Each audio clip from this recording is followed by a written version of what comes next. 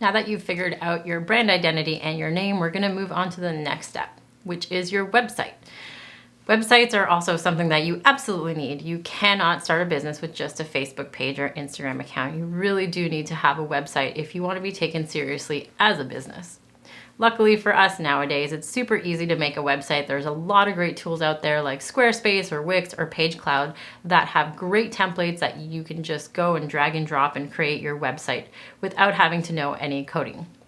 Today, I'm going to talk to you a little bit more about PageCloud because we do have a really great partnership with them. And if you are lucky enough to be a Photobooth Supply Co. owner, then you will also receive 40% off your first year of hosting as well as a free Photobooth template, which means that it comes loaded with all of the great marketing material that is provided by Photobooth Supply Co. And the outline of the website is there for you. All you need to do is go in and change some colors, add in a little bit of text about your company, and then you're ready to roll. You could literally have your website up and running in probably under an hour. Even if you aren't a Photobooth Supply Co. owner, you can still take advantage of PageCloud's great drag and drop system. What I really like about PageCloud is that you are not limited in templates in terms of how things can get outlined. There are tons of templates that you can pick from, and then you are free to design them as you please. There are 3 key areas that you want to focus on your website.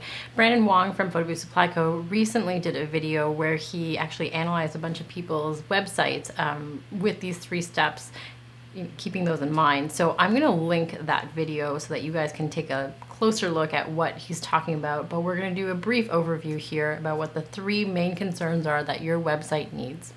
Number 1, what do you do? When people come to your website, it should be very clear as soon as they land on your page what you do. What is your company? If you are a Photobooth company, it better say that you are a Photobooth company.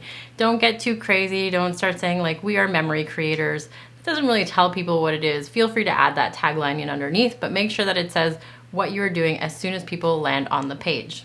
Question number 2 is, why should they stay? If people land on your page, are they going to instantly click away? Like, we don't want them to. We want them to stay there. We want them to scroll. We want them to finally book. So you want to make sure that people have a reason to continue looking. You want to add lots of great content, great pictures and copy and all that kind of stuff, but don't make it too overbearing. Too many words can actually deter people from staying on your site. They don't have time to read sites anymore. People want their information quick, and they want to be able to quickly scroll and find the solution that they're looking for. And item number 3 is, what should they do next? Well, the answer to that is they should book you. So you want to make sure that you make it very accessible for them to book you, or at least to contact you at the bare minimum. So have call to action buttons in the top right or on your toolbar at the top that will follow them as they're scrolling through their website. Make sure you put the call to actions as many times as possible without being overbearing, once again, within the body of your website. Couple of key pages that you should have. You want to make sure that you outline the services that you have. It's important to have a gallery page, a small contact us, and then you also want to make sure that you have your main page as well, which is going to have the majority of your information on it. The imagery that you show on your website is very important. And this is because people are going to look at that and they're going to expect that kind of output from you. So if you are going to show just any random picture that you've taken, people are probably not going to be as inclined to book you if you have something that is really top notch. So again, Photobooth Supply Co. does give you over 300 images that are perfectly styled. They also include some output from, depending on which photo booth you got, you can have photo, boomerang, GIF, all that kind of stuff. You can use this freely on your website. It is, you have the license to use it commercially, so please feel free to use any of that information. If you don't own a Photobooth Supply Co. booth, I am going to put a link at the bottom where you can download a sample folder with just a couple of pictures that you are also free to use for your website if you'd like. Now, the reason that you want to show this really great work is that people are going to book you based on that. Whatever you show is what people are going to want to expect. So the better pictures you show, the nicer stuff you show, that's what people are going to ask from you. And in turn, you can also charge more. If you're just throwing up any old picture that has random props in it and some badly designed template, people aren't going to take you seriously and they're not going to pay you premium dollars. Let's talk a bit about packages. A lot of people ask whether or not you should be posting your prices online. We personally do. We at least have a starting at price, but because most of our packages are custom, it's a little bit harder for us to have packages. So we will put kind of the most common package that people book just to give people an idea. But when you're first starting out, I would strongly suggest that you have 3 packages, and you show this either on your front page or have a tab on your website that says packages.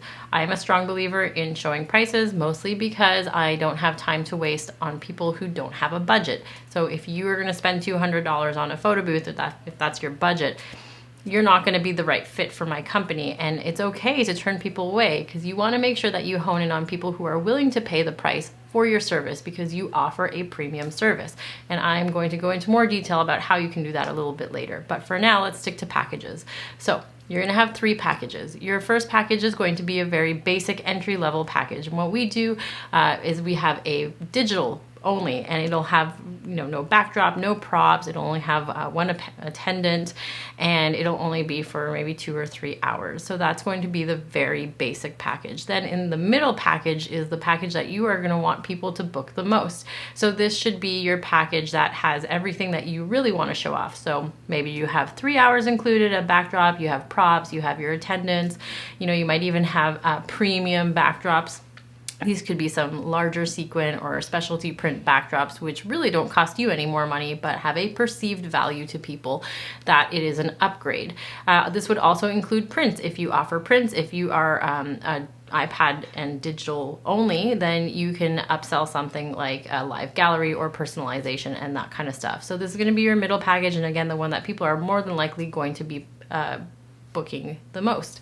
And then finally, you're going to have an astronomical package. This is going to be your third package, and it's going to have absolutely everything under the sun.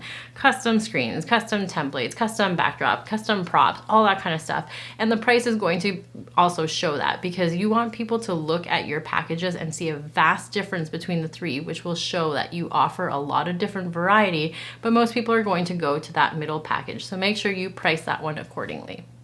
And my last piece of information that I do want to share with you guys is regarding email.